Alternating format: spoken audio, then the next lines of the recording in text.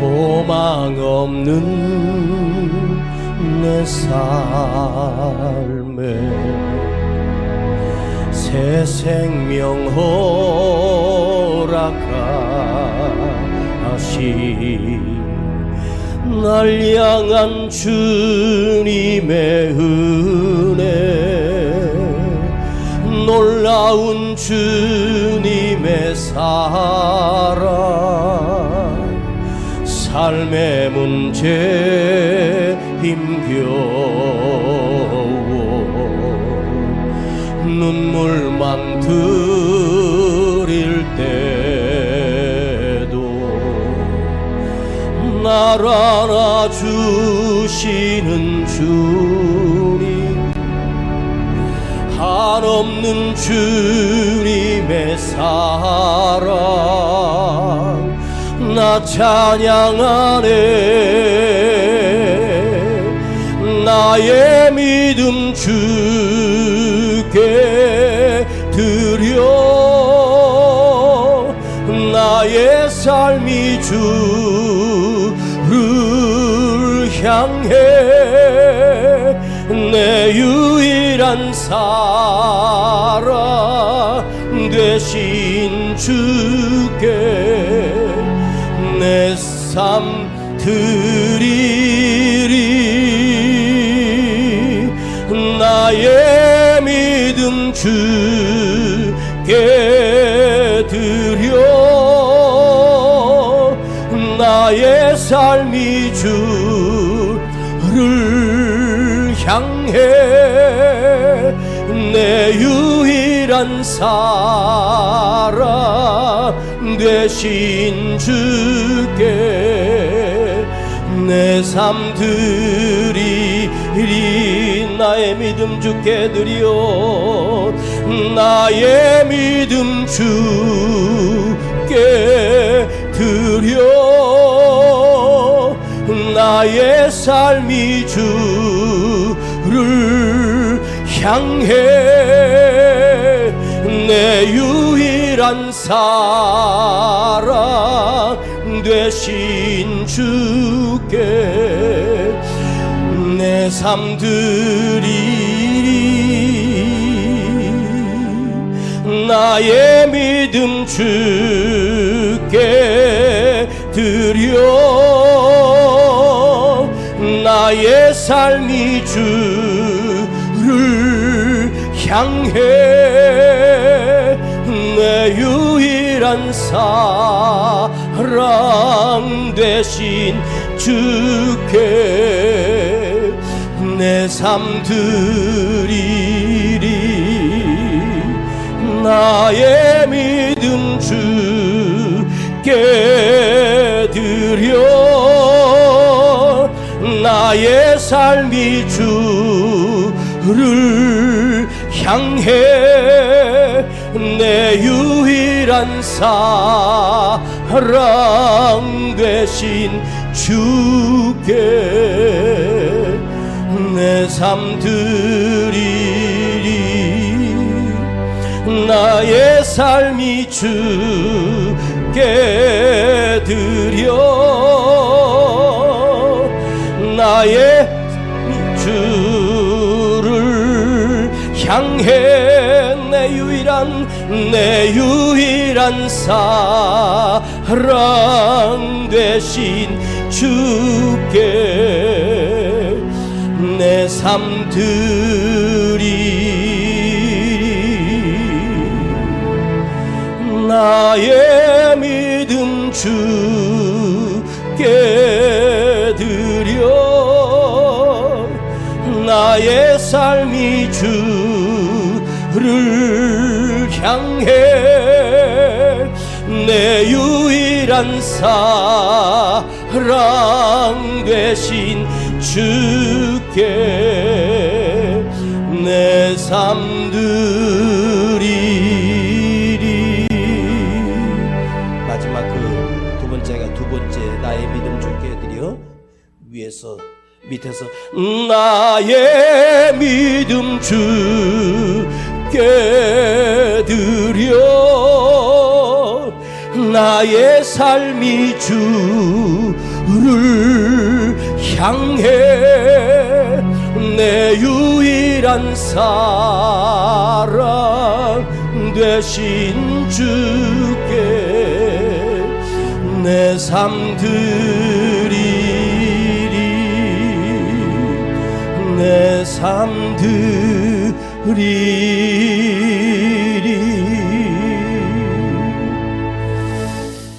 자, 오늘 우리가 사순절 기간인데 이제 오늘부터 고난주간을 준비하면서 하나님 말씀을 듣도록 하려고 합니다. 요한복음 2장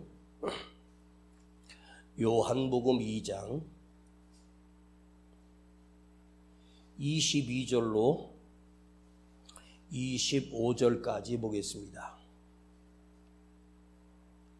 요한복음 2장 22절로 25절까지 신약성경 145페이지 요한복음 2장 22절부터 25절까지입니다. 시작. 죽은 자 가운데서 살아나신 후에야 제자들이 이 말씀하신 것을 기억하고 성경과 및 예수의 하신 말씀을 믿었더라. 유월절에 예수께서 예루살렘에 계시니 많은 사람이 그 행하시는 표적을 보고 그 이름을 믿었으나 예수는 그 몸을 저에게 의탁하지 아니하셨으니 이는 친히 모든 사람을 아심이요 또 친히 사람 속에 있는 것을 아심으로 사람에 대하여 아무 증거도 받으실 필요가 없음이니라.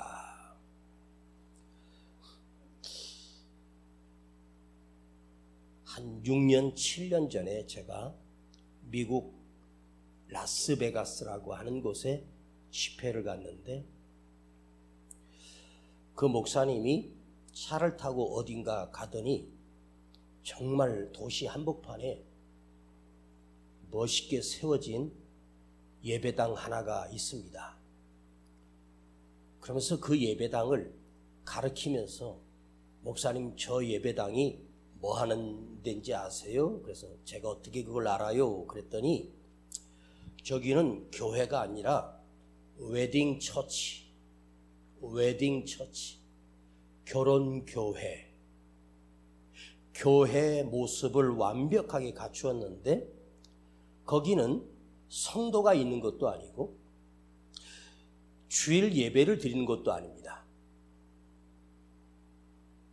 오직 결혼식만 올리는 교회입니다. 평상시에 그 교회 비어 있다가 주말이면 계속해서 결혼식이 거행되는 오직 결혼식만 거행하는 교회입니다.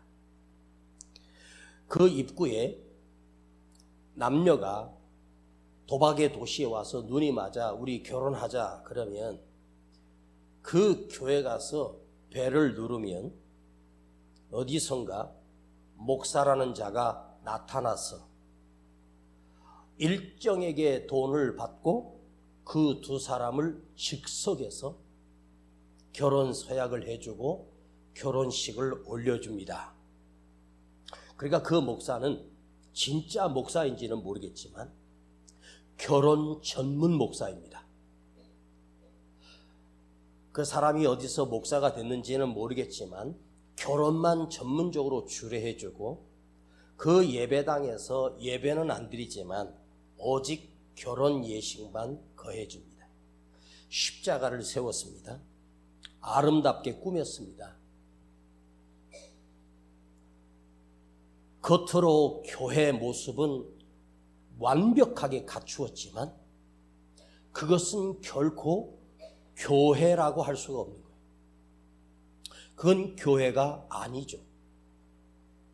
여러분, 우리가 이곳에서 하나님께 예배를 드리고 있기 때문에 이곳을 교회라고 할 수 있고 성전이라고 할 수 있습니다. 그러나 따지고 보면 진짜 교회는 이 의자도 아니고 강대상도 아니고 목사도 아니고 십자가도 아닙니다. 여러분 자신이 주의 전입니다. 여러분 자신이 하나님의 전입니다. 여러분 자신을 향하여 성전이라고 합니다. 하나님을, 예수 그리스도를 나의 구주로 믿고 고백하는 자들이 모여 하나님께 예배하는 곳을 예배당, 교회, 처치라고 하지 않습니까? 오늘날 교회는 얼마나 대한민국에 많이 있습니까? 산골짜기를 가도 교회가 있고 그 작은 섬에도 교회가 있어요.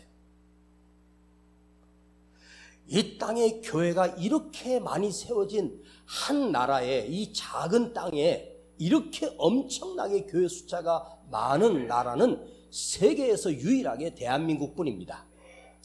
우리나라의 교회 숫자가 얼마나 많은지 검색을 해도 그 숫자가 수십만 개가 넘고 누구는 80만 개라고도 합니다.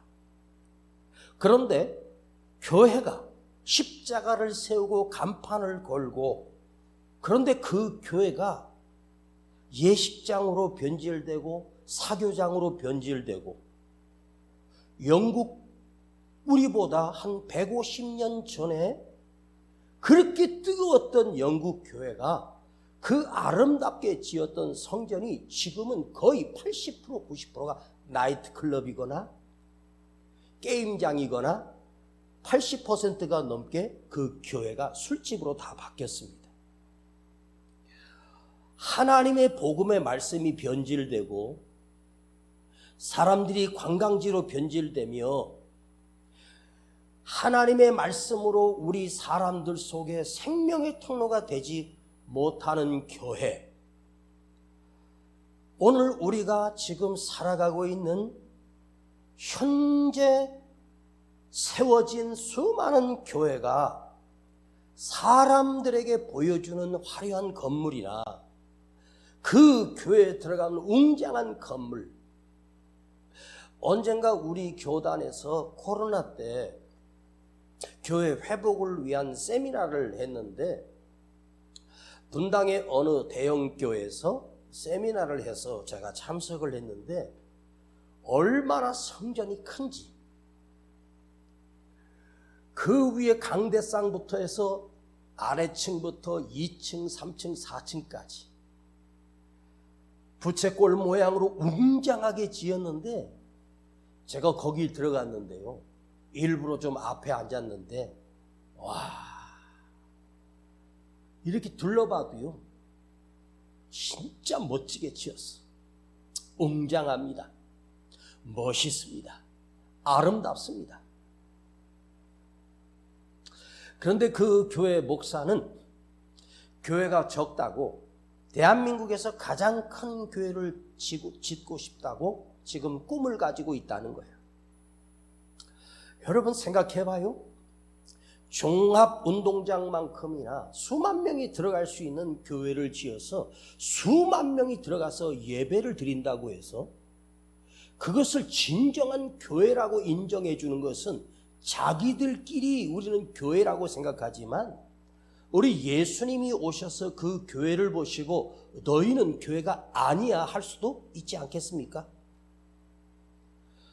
예수님이 첫 번째 사역을 시작하실 때, 처음으로 사역을 시작하실 때 6월절에 그 예루살렘 성전에 올라오셔서 그 성전을 갈아엎으십니다. 그 성전 안에 소, 양, 비둘기들을 다 쫓아내시고 쓸어버리셨습니다. 내 아버지 집은 장사하는 곳이 아니라고 그들을 다 엎으셨습니다. 2000년 전에 그 예루살렘 성전의 웅장함을 그곳에 가셨던 진짜 교회의 주인 되시는 예수님은 그곳에 가서 갈아엎으셨습니다. 이 독사의 자식들아, 내 전을 더럽히는 자들아, 장사꾼으로 만들었다고 주님은 한탄하시고 그들을 책망하셨습니다. 왜 그랬을까요? 당시의 종교 지도자들, 대제사장들이 그 예루살렘 성전에서 6월절 절기, 3대 절기 때 백성들이 끌고 온 양이나 소를 받는 것이 아니라 그들이 준비해서 소양을 팔아먹고 벌어들인 돈이 어마어마한 돈을 벌어들입니다. 성전세도 다 받습니다. 교회를 이용하여 나의 이득을 얻겠다. 예수님의 몸된 교회를 우리가 희생이나 헌신이 없이 나의 이득을 얻겠다라고 한다면 그것은 이미 변질된 교회입니다. 여러분, 오늘 대한민국 땅에만 해도 교회 숫자는 어마어마하고 교회를 다니는 사람들이 수없이 많습니다. 그러나 우리 주님은 그 영혼에게 당신을 의탁하지 아니하신다. 자, 먼저 오늘 본문에 읽지 않았지만 17절을 한번 보세요. 17절, 제자들이 성경 말씀에 주의 전을 사모하는 열심이 나를 삼키려 한 것을 기억하더라. 이게 시편에 나오는 말이에요. 제자들이 성경에 말씀하신 주의 전을 사모하는 열심이 나를 삼키리라 한 것을 기억하더라. 되게 어려운 말이죠. 주의 전을 사모하는 열심이 나를 삼키리라. 이게 무슨 말이냐면 주님을 사랑하는 것, 주님을 사랑하는 믿음으로 내가 출발을 했어. 그리고 성전을 사모하고 성전을 사랑하고 열심으로 예배드리고 뜨겁게 와서 기도합니다. 그런데 그 열심이 무엇으로 바뀌었냐면 자기 열심으로 바뀐 거야. 착각을 하는 거야. 내가 믿음 좋은 것처럼. 자기 열심이 누구를 삼키냐면 교회 주인 대신 예수님을 삼켜버린 거야. 자기 열심이 주님을 삼켜버려. 내가 주님께 삼켜져야 되는데 내가 예수를 삼켜버리는 거야. 그러니까 주인이 누가 되냐? 주님이 아니라 내가 주인이 돼버리는. 예수님을 삼켜버리면 예수님이 어디 있겠습니까? 주님을 내가 잡아먹어요. 주님이 나보다 아래입니다. 교회를 삼켜버렸다. 내 열정과 내 열심이 처음에는 순수했는데 점점점 지나면서 우리 그리스도인들이 변질되기 시작합니다. 그리고 교회의 주인이 내가 되고 나 중심으로 돌아가고 내 맘대로 해도 된다고 착각을 합니다. 여러분, 주님이 교회를 사랑하는 그 뜨거운 열정이 얼마나 크셨겠습니까? 주님이 이 땅에 오신 이유가 뭐예요? 교회를 세우기 위하여. 당신이 죽으시고 구원하시기 위하여 부활하시고 성령을 부어주면서 이 땅에 교회가 시작된 거예요. 그리고 주님이 오셔서 그 더러워진 성전을 다 갈아엎어버립니다. 깨끗이 시작하는 거예요. 이 말은 뭐죠? 솔로몬 성전은 교회가 아니라는 거야. 12 사도를 통해서 앞으로 주님께서 세우실 그 주님의 교회가 이 땅의 진짜 교회라는 것을 주님이 가르치시는 거예요. 자, 본문 23절을 한번 보십시다. 23절 크게 한번 읽어봐요. 시작.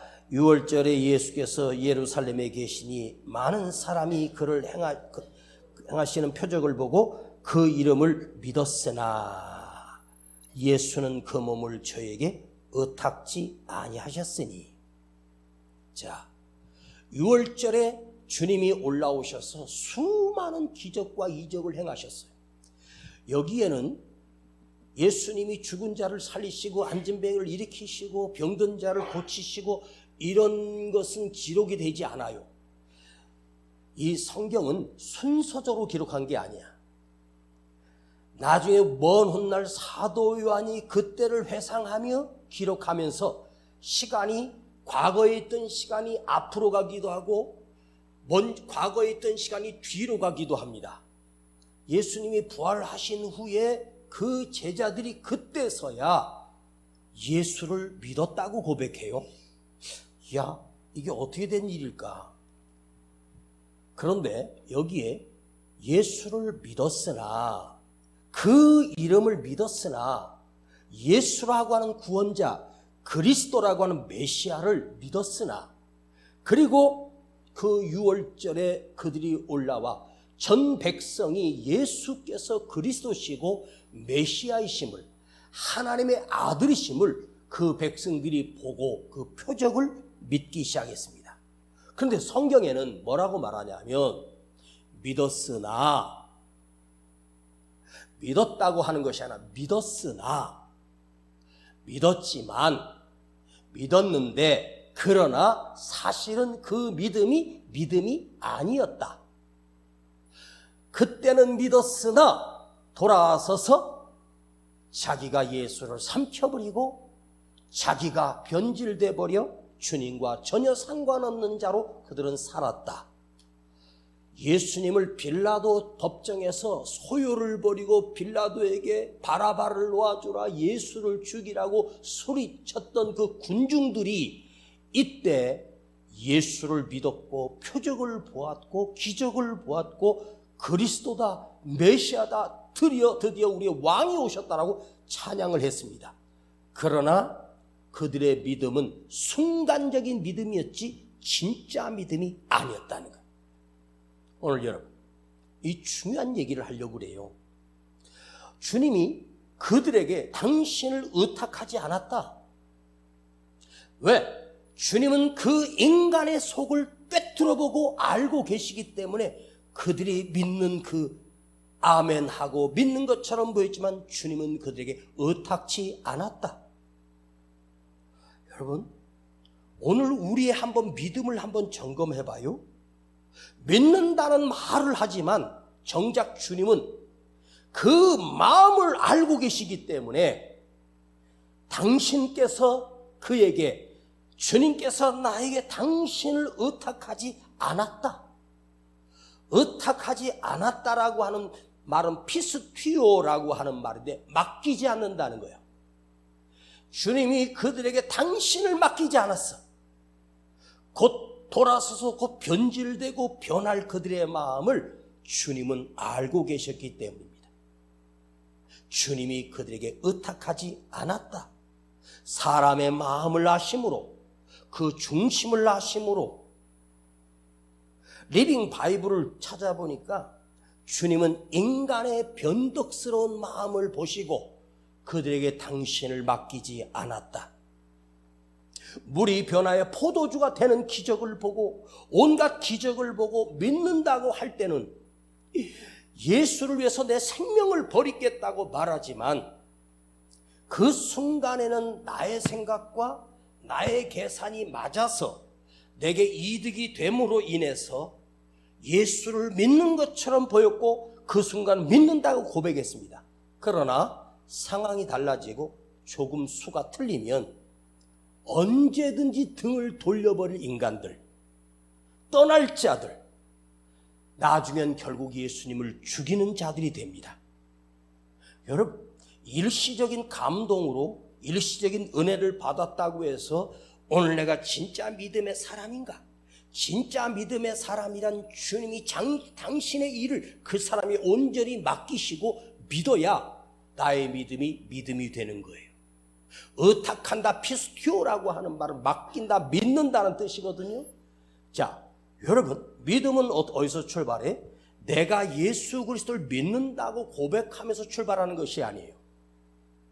내 마음을 뚫어보시는 주님께서 그 안에 진짜 믿음이 있는 것을 보시고 주님이 당신의 일을, 예수님이 우리에게 당신을 맡겨주시는 거야. 믿음은 뭐냐? 주님을 맡은 사람.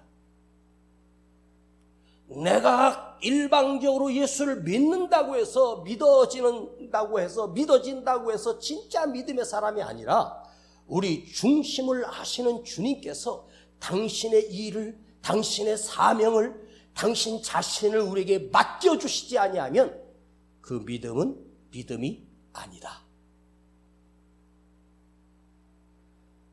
내 계산하고 틀리면, 내 생각하고 정반대로 되면 그들은 다 떠납니다.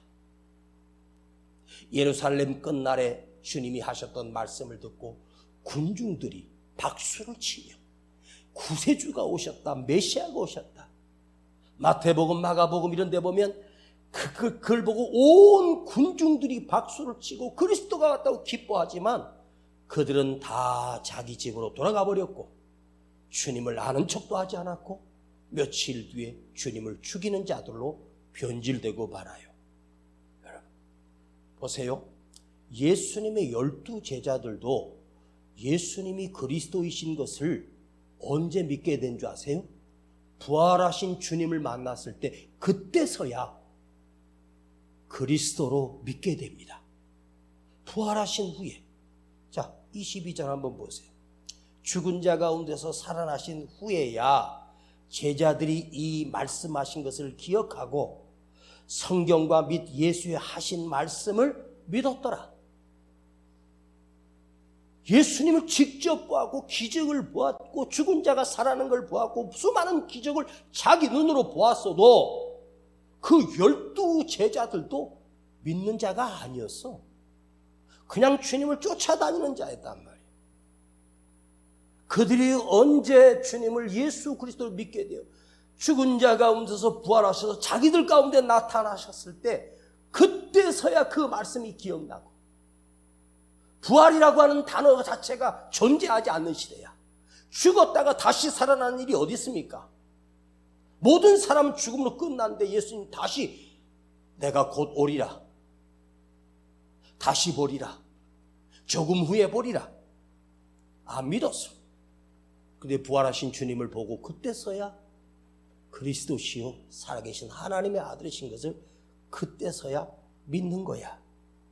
그러니까 그 전까지 믿음은 믿음이 아닌 거지. 믿는 것처럼 보여지고 믿는 척 하는 것처럼 보여지지만 사실은 믿지 않았습니다. 이게 무서운 이야기입니다. 여러분 표적을 좋아하고 기적을 좋아하십니까? 표적을 보고 믿고 기적을 보고 믿어? 여러분 그 순간 사람들은 놀라우고 막 그런 것처럼 보이지만 돌아서면 잊어버리는 게 기적이고 표적이야. 여러분 무당은 더 신비한 것들을 보여줘. 부활하신 주님을 만난 뒤에야 그때서 내가 의심하고 믿음 없는 자였던 자들이 12 제자들 그 사람들이 예수님을 믿게 돼. 여러분 속지 마세요. 절대로 속지 마. 뭐 표적이 일어나고 어마어마한 일이 일어나. 이단들은 그런 걸 보여줘. 자, 내가 지금 아픈데 내가 암이 걸렸어요. 그럼 병원 가서 정확하게 조직 검사를 하고 항암 치료를 받고 수술을 하고 몸 썩어가는데 주여 주여 하고 기도원에 올라가서 제가 예전에 어디 기도원 갔는데 저녁 집회 끝났는데 그 원장이 강사님 숙소 가서 편하게 주무세요. 그래서 이제 그 기도원 밑에 숙소 가까운 데니까 그 기도원 안에 지어진 숙소인데 그런데 멀막에 그 성전에 소리가 나서 지금 뭐하나 갔더니 그 원장이 하얀 옷을 입고 사람들한테 치유 사역을 한다고 그러더라고요. 근데 사람들이 막 병든 사람들이 와가지고 막 종기 나고 뭐 한 사람 눈이 막 안 보여서 시력이 안 좋은 사람들한테 어떻게 하냐 봤더니 밀가루를 반죽해가지고 수제비를 만들어가지고 거기다 붙여주더라고. 그래서 그 구멍을 이렇게 봤어. 나 병든 사람 있잖아. 여기 암이 생겼대. 근데 겉에다가 밀가루 반죽한 수제비를 갖다 이렇게 톡 붙여주는 거야. 내가 그걸 보는데 너무 충격을 받았습니다. 그리고 다시는 거기 안 갑니다. 제가 그 원장한테 그런 얘기 했습니다. 아니 수제비 붙이면 병이 나면 하나님께서 왜 이 땅에 치료제나 모든 산과 들의 의사를 통해서 왜 하나님께서 그 의사들을 세우시고 의학을 발전시켜 주시고 사람이 알 수 없는 암을 정복해가는 이 시대인데 무슨 수제비 붙였다가 무슨 병이 났냐고. 예전에 포천에 가면 할렐루야 기도원이라고 있어요. 그거 무슨 김계화 원장인가? 어마어마했어요. 저도 하도 궁금해서 갔었습니다. 목사라 그러니까 그 강단 뒤에다 이렇게 쭉 앉혀주더라고. 그래서 그 앞에서 그 여자 원장이 막 춤을 추고 설교 같지도 않은 설교를 막 하면서 어떤 병든 사람 있잖아. 이게 다리가 부러졌나 봐. 기부스를 했는데 이게 뭐지? 어깨에다 이렇게 매는 게 이렇게 하고 거기 쩔뚝쩔뚝 올라오는 거예요. 근데 이 원장이요. 그 사람을 이제 눕히더니 보니까 이 기부스를 했는데 보니까 기부스 이렇게 석고 같은 거를 이렇게 해가지고 하잖아요. 근데 이미 톱 같은 거로 다 썰어놨더라고. 응? 미리 다 썰어놓은 거야. 그렇게 뚜껑을 여니까 여기서부터 끝까지 기부스에서 뚜껑을 열고 딱 하는데 그 앞에서 일어나 예수 이름으로 일어나. 그러니까 그 사람이 처음에 천천히 하면서 일어나 걸어라 뛰어라 하니까 막 뛰는 거야. 내가 그 앞에서 그걸 뚫어지게 봤어. 아니 기부스 한 걸 갖다가 했다가 일부러 톱으로 미리 썰어놨다가 거기서 딱 뚜껑을 열어가지고 일어나라 뛰어라. 내가 가까이서 보면서 진짜 이게 하나님의 기적인가 봤는데 이건 완전히 사기입니다. 네? 여러분 그런 표적이 있어야 살아계신 하나님이 아니야. 우리는 하나님의 말씀 안에 있는 하나님 행하신 일 그것을 믿어. 이 말씀을 믿어. 이 약속을 믿어. 하나님의 이적을 믿어. 하나님이 천지 창조하신 것을 믿어. 그것보다 더 큰 기적이 어디 있어? 하나님의 말씀을 기록한 이 말씀도 믿지 아니하면서 내 눈앞에서 기적이 일어나야 믿는다? 예수님이 이 땅에 오셔서 수많은 기적을 행했어도 이스라엘 백성들은 예수를 믿지 않았어요. 내가 그 체험을 했어도 예수를 믿지 않았어. 내가 38년 동안 누워있다가 일어난 사람이야. 내가 소경했다 눈 뜬 사람이야. 그 순간에 믿었어. 그러나 며칠 뒤에 그는 믿음이 아니었습니다. 주님이 병든 자를 고쳐주셨지 그들이 예수를 나의 구주로 믿은 사람은 몇 사람 되지 않아. 주님이 그들에게 맡기지 않았다, 의탁하지 않았다라고 하는 뜻은 뭐냐? 함께하지 않는다는 거예요. 함께하지 않았다.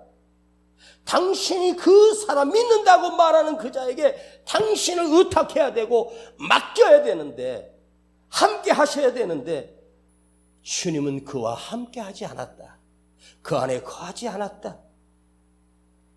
여러분 안에 진짜 믿음은 주님이 나에게 맡기셨고 함께 거하는 것이요, 함께 동행하는 것이 진짜 믿음입니다. 여러분 주님이 함부로 아무에게나 함께 거하시고 함께 하시는 주님이 속으시는 하나님이 아니에요. 네? 주님은 우리 안에 거하시고 함께 하시고 또 주님께서 인도해 주시기를 원하셔. 그러나 그 믿음이 아니고 믿는 것처럼 보여지고 믿음이 좋아지는 것처럼 보여져도 가짜의 믿음이 얼마나 많아요. 이번 사순절 기간을 통해서 우리의 믿음이 믿는 척하는 믿음에서 참 믿음이 되기를 간절히 바랍니다. 허황된 자기 신념에 빠져서 자기 생각으로 자기 고집으로 믿는 것. 여러분 믿음이라고 하는 건 뭐냐? 살아있어야 돼요. 자, 우리가 그 국어에서 점을 찍는다 그러죠. 마침표를 찍는다 그래. 믿음은 점이 아니야. 그 순간에 딱 점을 찍고 내가 믿었어. 그건 믿음이 아니야. 믿음은 점을 찍고 선이 돼야 돼. 끊임없이 이어져야 돼. 많은 사람들이 점으로 끝나. 그 순간은 믿어. 근데 이것이 이어지질 못해. 선으로 계속해서 이어져야 돼. 자기 착각에 빠집니다. 끊임없이 우리 믿음이 주를 향해 올라가야 되고 내 삶을 주님께 드릴 때 주님이 그때서야 나에게 거하시고 나에게 의탁하시는 진짜 믿음이 되는 거예요. 믿음은 뭐냐? 자기를 드러내는 것이 아니라 끊임없이 나를 부인하고 끊임없이 나를 죽이고 내 혈기를 죽이고 내 욕심을 죽이고 내 고집을 죽이는 것이 진짜 믿음입니다. 믿음은 뭐냐? 환경에 따라 변하는 것. 상황이 좋을 때는 막 감사하다가 조그만 어려움은 원망하고 불평하고, 믿음은 어떤 환경에서도 변하지 않는 것. 선이에요. 끊임없이 이어져야 돼. 믿음은 지금 우리가 살아가고 있는 이 땅이 아니라 영원한 생명이 계신 저 하늘나라에 있어야 돼. 믿음은 자기 주장이 아니라 말씀에 대한 절대적인 순종이 믿음입니다. 우리는 말씀을 믿는 거예요. 제가 여러분이 예수님을 보여준다고 이런 믿을 것 같습니까? 제가 가끔 그러죠. 주님이 직접 오셔도 안 믿을 인간은 안 믿는다고. 믿음은요, 내가 불리한 상황이 오고 어려운 상황에 그걸 모면하기 위해서, 주님을 이용하기 위해서 주님을 부르는 것이 믿음이 아니야. 주어진 상황 속에서 이걸 뚫고 앞으로 나아가. 주여, 내가 이걸 이길 수 있는 힘을 주세요. 그 능력을 주세요. 주님이 나에게 당신을 의탁한 자 속에는, 주님이 나에게 예수님을 맡긴 자에게는 어떤 상황에도 뚫고 나갈 수 있는 힘과 능력이 있어. 그런 자에게 주님은 의탁하시고 맡기십니다. 지금으로부터 3,500년 전에 하나님께서 미디안 땅에 나이가 늙어 80이 늙은 노인 모세 한 사람을 불러내십니다. 그 노인 모세에게 하나님께서 당신의 계획을 맡기십니다. 모세는 깜짝 놀랐습니다. 여러분, 왜 하나님께서 그 늙은 모세를 부르셔서 당신의 백성을 구원해내라고, 이스라엘 백성 200만이 넘는 그 백성을 바로의 칼날에서 구원하라고 하나님께서 모세를 부르셨겠습니까? 여러분, 하나님께서 그 땅에 미디안 광야에 늙어버린 모세지만 그 모세 안에 하나님이 당신의 일을 의탁하고 당신의 일을 맡기는 유일한 사람, 믿음의 사람을 발견하시고 그 모세를 불러서 당신의 일을 맡기신 거예요. 여러분, 우리가 하나님께서 나에게 언젠가는 맡기신 일들이 있을 거야. 여러분 모두에게 하나님 맡기신 일이 있어. 그때는 주님이 나를 의탁하고 진짜 믿음인 줄 알고 맡기셨는데 그걸 잃어버리고 살 때가 얼마나 많아. 블레셋 군대가 무장을 하고 이스라엘을 삼키려고 군대를 끌고 왔습니다. 그곳이 엘라 골짜기인데요, 이 엘라 골짜기에 그 블레셋 군대의 장수가 골리앗입니다. 이 골리앗 장수가 이스라엘 백성들한테 칼을 휘두르며 소리치면 이스라엘 군대는 그냥 그야말로 쫄아서 두려움 속에 벌벌 떨어. 그런데 하나님께서는 엉뚱한 곳에, 그것도 아직도 15, 16밖에 안 된 어린 소년 다윗을 불러서 그곳에 아버지 심부름의 형식을 거쳐 그곳으로 다윗을 보내셔. 여러분, 다윗이 최소한도 20세 넘은 청년도 아니고 고작 소년, 13살에서 16살밖에 되지 않는 어린 소년 다윗에게 블레셋을 맡기고 골리앗을 왜 맡기셨을까?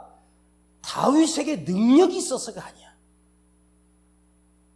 하나님께서 다윗에게 당신의 모든 마음을 의탁해 주셨어.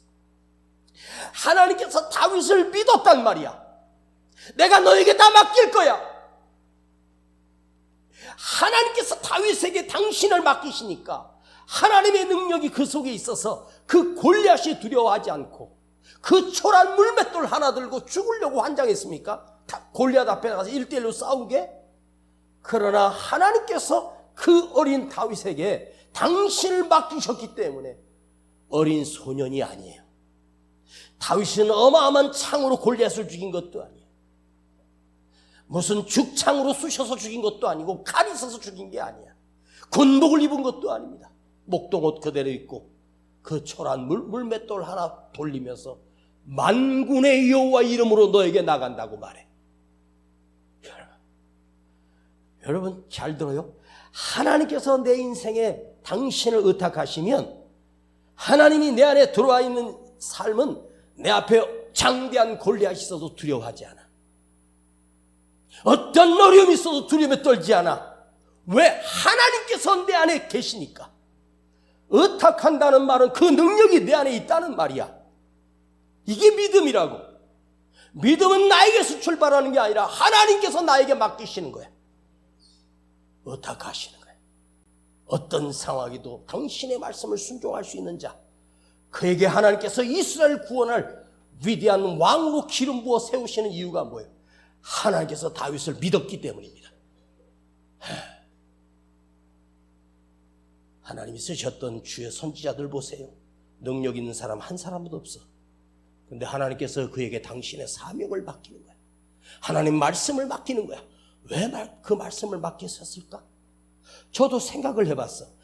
제게 주신 하나님의 말씀을 나에게 왜 하나님께서 주실까? 나 같은 게 부족한데 뭘 믿을 만해서. 내가 학식이 많은 것도 아니고 무슨 학위를 가지고 있는 것도 아니고 어마어마한 능력이 있는 것도 아닌데 나에게 말씀을 맡길 때는 그래도 내 안에 살아계신 하나님을 온전히 믿으려고 몸부림치는 그 영성이 있기 때문에 맡기는 거 아니에요? 여러분, 이 중요한 얘기를 할 거예요. 여러분 안에 삶이 두렵고 힘든 이유가 뭘까요? 하나님이 안 계시기 때문입니다. 주님이 없기 때문에 두려운 거야. 일부러는 수없이 주여 주여 불러 믿는다고 말합니다. 수제자 베드로는 내가 주님을 위해서 죽을지언정 그렇게 큰 소리 쳤지만 진짜 십자가 앞에서 도망가 버렸고 3번이나 모른다고 배신자가 돼. 내가 대신 죽겠다고 했습니다. 그런데 제일 먼저 배신한 자가 베드로였습니다. 상황이 변할 때 언제든지 돌이키고 상황이 변하면 언제든지 도망갈 자들. 여러분, 이 교회가 여러분이 해주는 것은 아무것도 없어. 주님께서 그대에게 해주는 것은 없어. 주님이 우리를 이곳에 부르신 이유는 하나님께서 나에게 당신을 맡겨주셨기 때문에 내가 교회가 된 거고 믿음의 사람이 된 거. 이거 잊지 마세요. 오늘 하나님께서 이 말씀을 준비하면서 저는 기도했습니다. 우리 주님께서 우리 교회에 주님을 맡겨주셨을까? 나에게 의탁하셨을까? 오늘 이 밤 곰곰이 생각해봐. 여러분 안에 주님이 당신을 의탁할 수 있을까? 나에게 의탁할 수 있을 것 같아? 오늘날 사람들이 교회를 선택하는 기준이 뭐야? 규모 따지고 어떤 목사고 학위를 얼마나 가지고 있으며 가서 들어보니까 내 입에 맞는 설교, 모든 시스템이 다 된 교회, 편하게 와서 예배드리고 다 준비되어 있는 교회를 사람들이 다 찾으러 다녀. 설교도 자기 입맛에 맞는 설교를 찾으러 다녀. 회개하라고 그러고 가슴에 찌른 설교를 안 들어. 내가 더 드려지고 헌신되어지고 내가 섬길 수 있는 교회, 일꾼이 필요한 곳에 가서 내가 썩어지는 미랄이 되고 순종할 생각을 해보셨습니까? 여러분 평생 동안 예수를 믿고 살아왔습니다. 그러나 사실은 우리는 자기 목적, 자기 이름을 이유하여 교회를 이용하는 것은 아닌가? 그 사람 안에 주님은 없습니다. 맡기지 않습니다. 나를 부인하고 내가 죽고 진정한 믿음을 드릴 때 주님이 함께 하십니다. 주님이 그 사람과 함께 사십니다. 여러분 간절히 부탁드립니다. 믿는 척하지 말고 진짜 믿으세요. 주님이 그대에게 모든 것을 다 걸 수 있도록, 주님의 희생이 헛되지 아니하도록 우리가 한 주간 동안 헌신하고 드려지겠습니다. 주님이 여러분에게 당신을 맡길 때 우리 인생은 위대해집니다.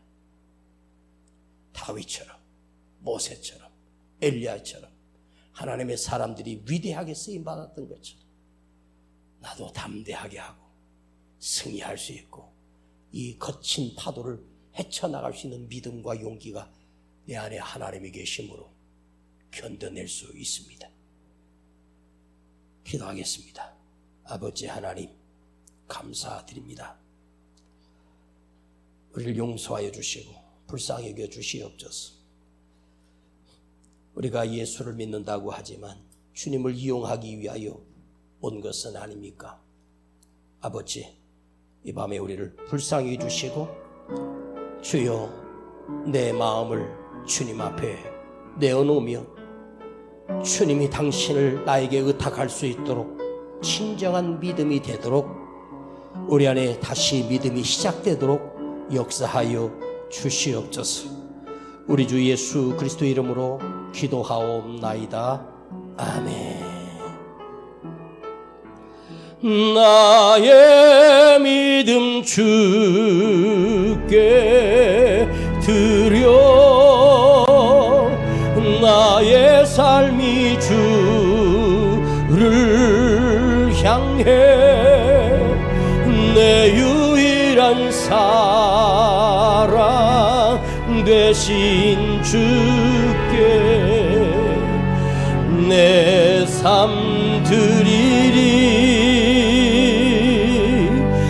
나의 믿음 주께 드려 나의 삶이 주를 향해 내 유일한 사랑 되신 주께 내 삶 드리리. 소망 없는 내 삶을 새 생명 허락하신 날 향한 주님의 은혜 놀라운 주님의 사랑 나 찬양하네. 나의 믿음 주께 드려 나의 삶이 주를 향해 내 유일한 사랑 되신 주께 내 삶 드리리. 나의 믿음 주께 드려 나의 삶이 주를 향해